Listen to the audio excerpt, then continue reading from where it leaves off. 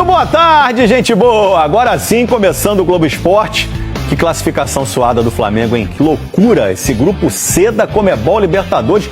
3 times empatados com 11 pontos, gente. O Flamengo passou em segundo com 3 gols a mais de saldo do que o Central Córdoba, time argentino. E quase por um pouquinho de nada que o Flamengo não foi eliminado nos acréscimos. Um sufoco danado.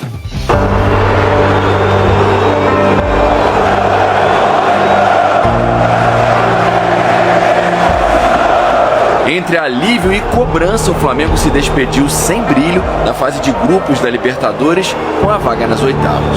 Queríamos classificar em primeiro, assim como o nosso torcedor. Não conseguimos classificar em primeiro, mas o importante é a classificação. Não podemos esquecer que esses jogadores jogaram domingo, 4 da tarde, no campo sintético do Palmeiras contra o líder do Campeonato Brasileiro. E hoje, 3 dias depois, estavam no campo. Alguns no sacrifício.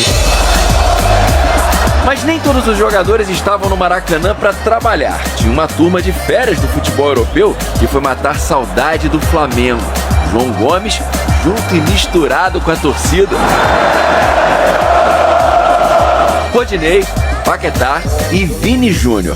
Esse, aliás, reencontrou o Flamengo e outro velho conhecido, Carlo Ancelotti, ex-chefe no Real Madrid e agora comandante do Vini na seleção brasileira.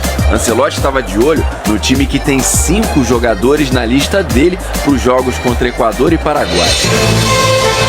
Na primeira visita ao Maracanã, testemunhou a enorme dificuldade que um elenco estrelado teve para vencer o Deportivo Táchira, time com a pior campanha da Libertadores. Ele rola mais atrás no Alan. Alan domina. Veja como o time da Venezuela fica todo fechado à frente da sua defesa. Não existe nenhum time que tem facilidades de entrar numa defesa com uma linha de 5 e por vezes era uma linha de 6 e linha de 7 e os 10 dentro da área. E quando passava pela fileira de jogadores de amarelo, tinha um de azul para criar dificuldade, o goleiro Camargo, de onde quer que a bola viesse. O Alan pode bater pro gol, espalma o goleiro! E o Pedro, de volta ao time titular e que esteve na pré-lista do Ancelotti, não conseguiu impressionar tanto o italiano. A bola passou e o Pedro tocou sobre o gol! Bruno Henrique entrou no segundo tempo já deixando o Flamengo mais perigoso, mas a cabeçada forte do Gerson foi em cima do goleiro, que não teve tanto trabalho com a Arrascaeta numa noite de pouca inspiração do camisa 10. O Arrasca não pegou legal e o goleiro segura firme. Não conseguimos criar essas chances claras. E isso foi causando um pouco de nervosismo com bola. A torcida do Flamengo não esperava tanto sufoco num jogo contra um time que tinha perdido as 14 partidas anteriores que disputou no Brasil pela Libertadores. E quem trouxe alívio foi um zagueiro. Numa cobrança de falta, Luiz Araújo encontrou um espaço e Léo Pereira disparou para lá. Olha o Léo Pereira! Léo Pereira! É o nome que desafoga a nação rubro-negra no Maracanã! Um toque sutil, meio que levitando para de pé esquerdo abrir o placar! Luiz Araújo tentou fazer o dele também, mas não teve o mesmo sucesso. Luiz bateu pro gol, espalma o goleiro! Para evitar o fracasso, uma eliminação precoce, era preciso impedir a qualquer custo o gol do Táchira. E foi isso que o Rossi fez já nos acréscimos. Rossi! Saber que agora começa outra competição, é mata-mata e de volta. Ter humildade para jogar cada jogo como uma final também é importante. E para essa nova fase, a torcida espera um outro Flamengo. O Flamengo era apontado e é apontado como favorito na Libertadores, mas vacilou, tropeçou e agora conseguiu a classificação, mas não do jeito que o torcedor sonhava, inclusive classificado, mas as vaias apareceram no Maracanã. Apareceram no intervalo e no final, né, Renata? E aí a gente esperava que o Flamengo desempenhasse um futebol melhor, até porque venceu o Palmeiras, né, no último jogo do Brasileiro, jogando de uma forma mais competitiva, mais aguerrida, e a gente viu ontem o Flamengo abaixo do que a gente imaginava, muito abaixo realmente. Alguns jogadores sentiram, né, acho que a pressão, a ansiedade de querer fazer o gol logo, para que eles classificassem para a próxima fase. E isso, de repente, dentro do campo, influenciou bastante em alguns atletas. E aí é curioso, Renato, depois do jogo, quando o árbitro apita o jogo, muitos jogadores caindo no chão, tipo assim, exausto, aquela coisa assim, parece, ufa, tirou o peso.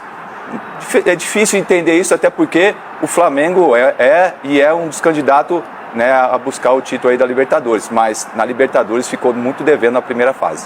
Quem tá jogando muita bola, Rona, é o goleiro Rossi, pegou pênalti contra o Palmeiras, e ontem no finalzinho, quem diria, naquele sufoco, 5 minutos finais, o Tátira atacando, chegando, e ele fez uma defesaça. Foi, e é um time que tá crescendo dentro da competição, isso é bom também, tem esse lado bom.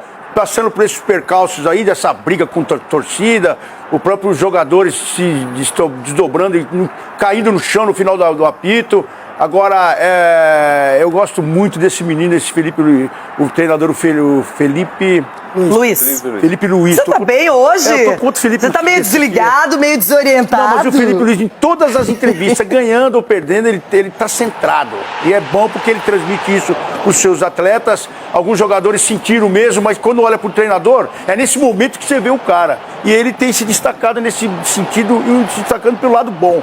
Porque pra você passar uma pressão dessa com o Flamengo jogando em casa, velho, o cara tem que ser bom mesmo. E ele tem demonstrado isso. E aqui no programa, às vezes, a gente fala uma coisa na hora, o torcedor não gosta, não entende. Cicinho, você vinha cantando a bola, que não seria tão simples pro Flamengo. Muita gente não acreditou. E quem diria, o Flamengo para estar na próxima fase, tudo bem, é outra história, mas até agora sofreu. Exatamente, Renata. O Flamengo, nessa primeira fase, demonstrou muitas irregularidades e deficiências. E isso favorece os próximos adversários durante o decorrer, né, digamos, da competição. O próximo adversário do Flamengo já vai analisar todos os defeitos que o Flamengo teve nessa primeira fase. E isso é muito ruim para o Flamengo, porque nesse grupo aí o Flamengo sofreu para classificar. Um dos grupos mais limitados, e o Flamengo era para ter classificado com os pés nas costas. Então é isso que chama a atenção. Mas o Felipe frisou muito bem, o importante é a vitória. Classificou? Também o Flamengo com certeza vai tirar muitos exemplos dessa primeira fase que enfrentou, que foi muito ruim, o tamanho que é o Flamengo e o tanto de jogadores com qualidade que tem.